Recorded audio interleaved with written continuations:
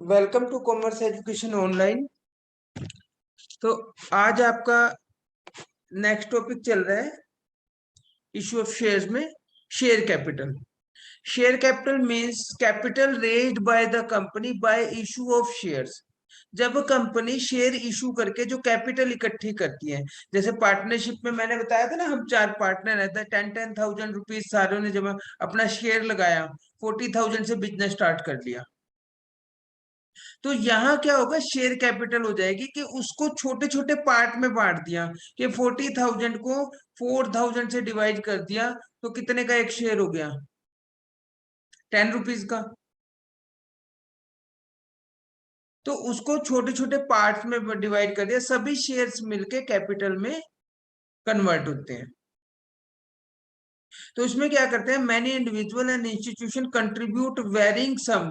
कोई 10 share purchase कर रहा है, कोई 100 परचेज कर रहा है, कोई 200 परचेज कर रहा है, कोई 10,000 परचेज कर रहा है, तो सभी कंट्रीब्यूट करते हैं और सभी शेयर होल्डर हैं।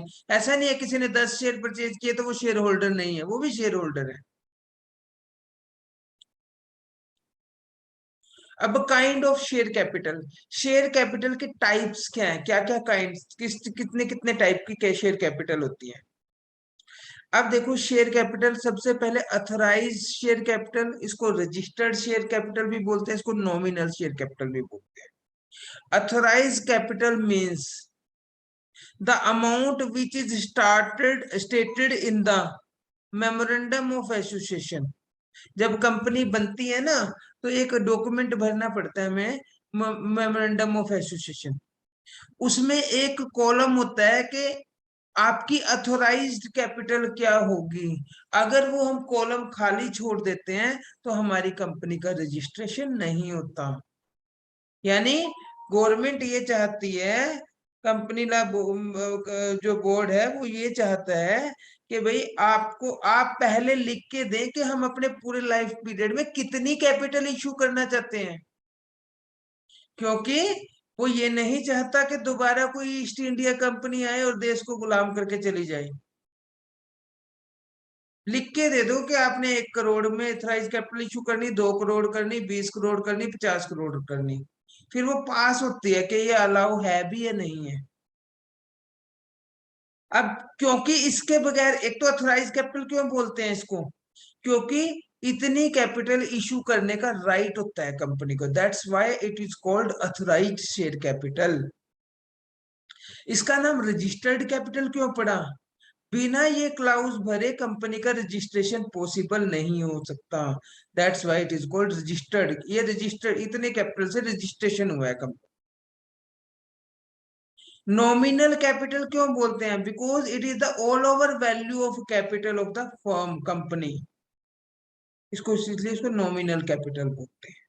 मैंने, this is the maximum capital for which the company is authorise to issue share during the life time, कि पूरी लाइफ टाइम में इससे ज्यादा कैपिटल इशू नहीं कर सकती कंपनी।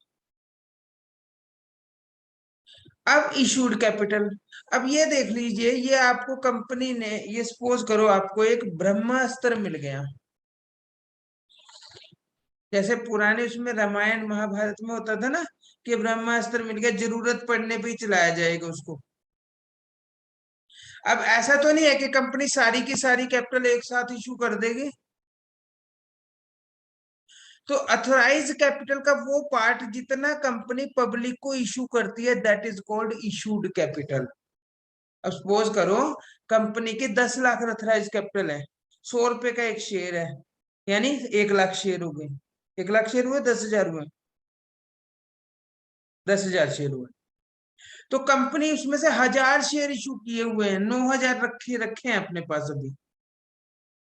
1,000 शेयर इशू किए 100 रुपए के हिसाब से, तो इसका मतलब 1 लाख रुपए क्या होगी, issued capital. It is the part of authorise capital which is issued या offer to the public for subscription.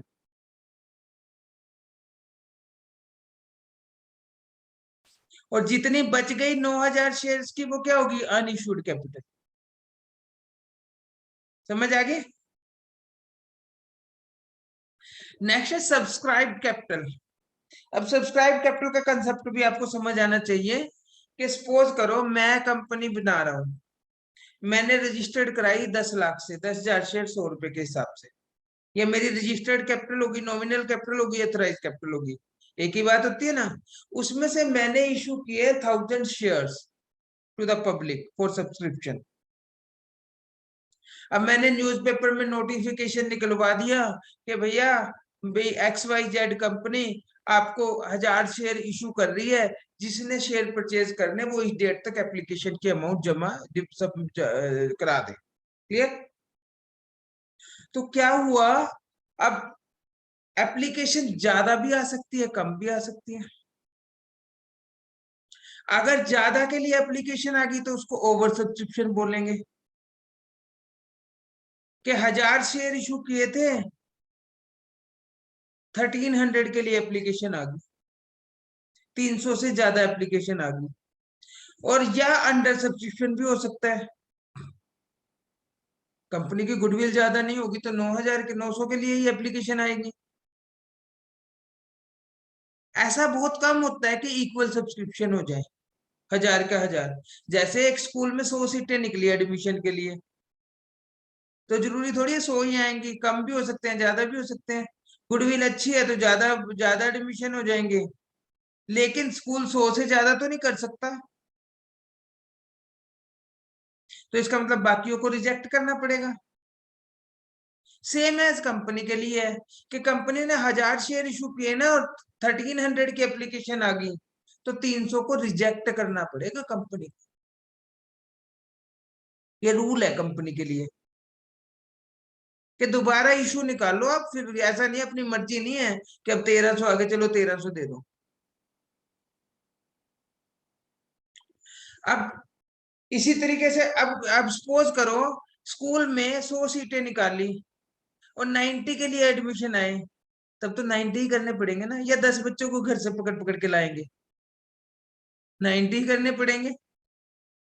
तो ऐसी कंपनी में कि 1000 शेयर के लिए एप्लीकेशन दी, 900 के लिए एप्लीकेशन आई, तो 900 इशू करने पड़ेंगे उसको। ठीक है? तो यहाँ कहने का मतलब क्या है, सब्सक्राइब कैपिटल का मतलब ये है कि इशूड कैपिटल का वो पार्ट जितना पब्लिक ने ऑफर को एक्सेप्ट करके पैसे भेजे एप्लीकेशन मनी के। Right? Authorise capital, all over capital, issued capital उसमें से कुछ इशू की, इशू करने के बाद पब्लिक ने जितनी एप्लीकेशंस दी वो हो जाएगी सब्सक्राइब कैपिटल। ये कई बार ओवर सब्सक्रिप्शन भी हो सकता है, कई बार अंडर सब्सक्रिप्शन भी हो सकता है। अब एक होती है subscribed and fully paid up, के सपोज करो 1000 शेयर थे और 100 के 100 मंगवा लिए कंपनी ने, तो ये सब्सक्राइब भी हो गए, पूरे आ भी गए पैसे। अब सपोज करो 1000 शेयर थे, 100 रुपए के हिसाब से कंपनी ने मंगवाए, 1 लाख आने चाहिए थे, लेकिन उसमें से 10,000 रुपये नहीं आए। ये आएगी subscribe but not fully paid up, 90,000 कम आए ना पैसे, पूरे पे नहीं किए।